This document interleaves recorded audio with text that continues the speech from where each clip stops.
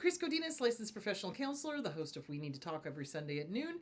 This video is for educational and informational purposes only. The views and opinions stated herein are mine and mine alone. They do not represent the ACA, the APA, or any other damn therapist for that matter. Boom! Shakalaka done. I'd like to thank my sponsor, BetterHelp. BetterHelp, BetterHelp.com/Chris Godinez.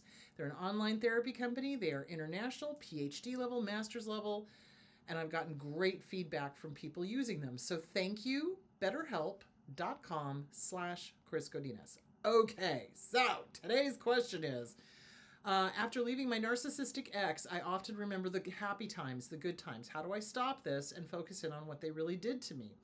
And about how bad things really could get. So what you're describing is abuse amnesia.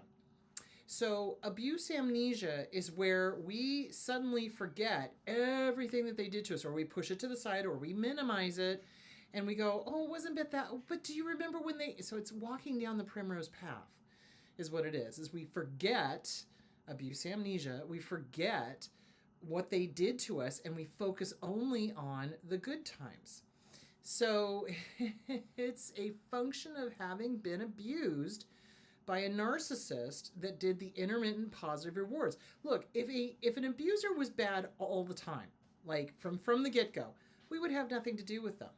That's why they do the love bombing in the first stages of the relationship. That's why they do the love bombing. That's why they do the intermittent positive rewards. You know, I love you, I love you, I love you, I hate you, I hate you, I hate you, I love you, I hate you, I love you, I hate you, I love you, I hate you. And that's what keeps us stuck. Because when we start living for the times that they're normal, or that they're back. Oh my gosh, they're back. The person I loved is back. No. The person you loved never existed. They were an illusion. So how do you stop yourself from falling into the abuse amnesia trap? How do you stop yourself from walking down the Primrose Path and thinking of nothing but the good times? You write it out. You write it out. You write out every single rotten thing that they ever said or did to you.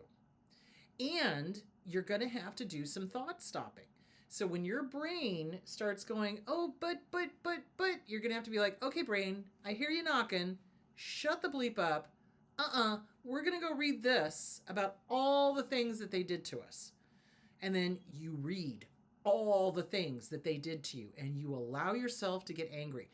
One of the key reasons why we have such a hard time healing from abuse is that our abusers basically tell us that we can't be angry at them. Don't you be mad at me. I'll give you something to be mad about. You can't be mad at me. I'm perfect. You know, they do that kind of crap. So you got to give yourself permission to be angry with them. That's one of the first steps, is like, it's okay to be angry. It is okay to be incensed. It is okay to be really pissed off at how they treated you, 110%.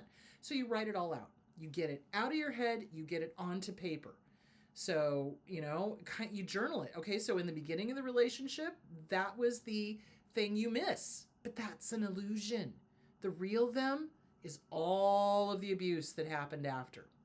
And the inside of you is not going to want to believe it. That little inner child, whatever is going on there, is not going to want to believe it. Because we want to believe the best of people. We do. It's only normal that we want everyone to be healthy, happy, whole, normal, kind, etc. So we want to believe the best of them and come up with excuses for their behavior. Healthy, normal people do not need to abuse. Healthy, normal people are not sadists. Healthy, normal people do not feel the need to, I love you, I love you, I love you, I hate you, I hate you, I hate you, I love you, I love you, I love you, I hate you, I hate you, I hate you. That is cuckoo for Cocoa Puffs. That is in no way, shape, or form normal. So what you have to do is write it out. So in the beginning, they did this. So it's basically you're writing a goodbye letter, which is going to help you. But you can do a separate letter with just the stuff that they did, but I recommend doing a goodbye letter. And then you go through the relationship. The good, the bad. So the good would be when they were love bombing you, right? The bad, when that mask started to slip. The ugly, when the devalue and discard really came into play. And then the unforgivable, when they did whatever it was that finally pushed you to go, I'm out of here. That's what you do. And at the very end of that letter, you tell them goodbye in no uncertain terms. You were an illusion. I fell in love with the illusion. Boy, damn. Bravo. What an act. What an act. Wow. Great actor you were. Or actress or whatever. Great actor. Wow. But that was an illusion. How dare you? And how dare you take sadistic delight in tearing down that illusion and disillusioning me. Thank you for disillusioning me, by the way, because otherwise I would have stayed forever. But here's the deal. That was an illusion, and you disillusioned me. And you took that illusion away from me. And it sucked, and it hurt. And the way you did it was cruel, because cruelty is their point. They do things just for the sake of being cruel, because they're a-holes. So thank you for taking the illusion away from me. It was painful. However, the real you did this. You're going to have a parchment paper going 20 miles out. That's the real you. And now I see it. And I'll be damned if I'm ever going to fall for that BS illusion again. So goodbye. Get out of my head. You don't get to live in there rent-free. And every single time you pop into my head, I am going to do thought stopping and I'm going to evict you. I hear you knocking, mother clucker. You can't come in. And you kick them out. So when your brain starts going down the Primrose Path of, oh, but, you pick up that goodbye letter or you pick up the list of the things that they did and you reread it. They were an illusion. The good times that you're referring to was an illusion. That was... How do I explain this? Like I said, if they were abusive all the time, nobody would put up with it. Eventually, they do get abusive all the time because they're arrogant and they think you're never going to leave because they think they gotcha. Seriously. And they do it over and over and over again. Different partners, that's how arrogant they are. So they think that once we've fallen in love with the illusion, that we'll never leave. And part of them is right. And that we absolutely don't until we absolutely have to. Because we desperately want the illusion to be the real them. But the real them is the horrible things that they said and did to us. Because no healthy, sane, normal person treats another human being like that. They don't do the Jekyll and Hyde. They don't do the devalue and discard. They don't do and say the most horrendous things. They don't, isolate the person they love. They don't gather flying monkeys to force the person they love to do whatever. That's not normal. That's not healthy. That's not love, for sure. So that's what you're going to do. You're going to write and burn a goodbye letter. The good, the bad, the ugly, the horrific. At the very end, you say goodbye in no uncertain terms, and you kick them out of your head. I'm evicting you. I'm raising the rent. I'm worth more. My self-worth is worth more. And then when they pop into your head and you want to start thinking about all the good times, nope, I hear you knocking. I'm going to go grab that goodbye letter. You may want to keep the goodbye letter, or you may want to burn it.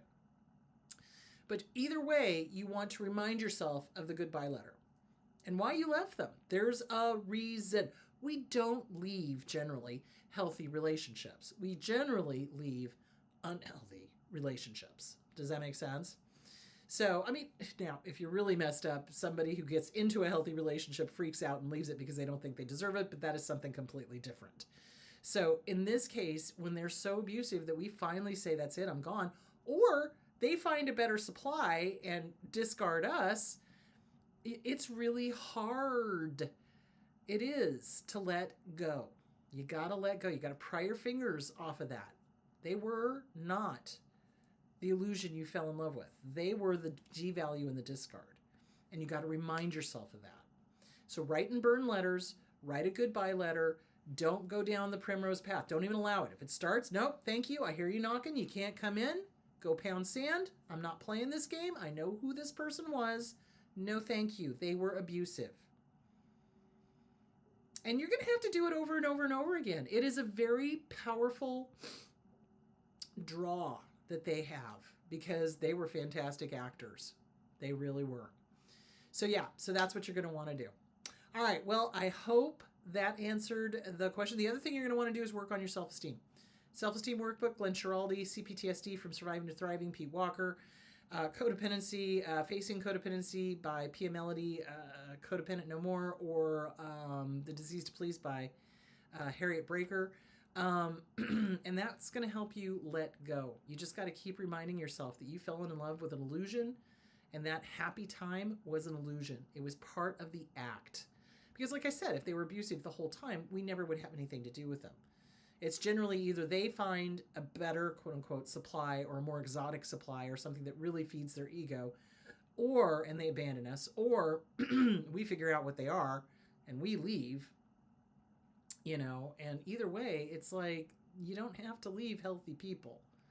You do have to leave unhealthy people. So, anyway, there it is. All right. On Sunday, we are going to be talking about the insane need for revenge. So when we have been raised by abusers, they have an incredibly talionic nature. An eye for an eye, tooth for a tooth. You hurt them, they're going to hurt you. That's very much seen in especially parent-child relationships where the parents are narcissists, the kid is just trying to survive. So we're going to talk about the need for revenge. And oftentimes when we leave an abusive relationships, we want to get back at them. We want them to hurt as bad as they've hurt us. And we're going to talk about why that is never going to work. So, all right, my loves, I will talk to you on Sunday. Drink plenty of water, be good, and I'll talk to you later. Bye.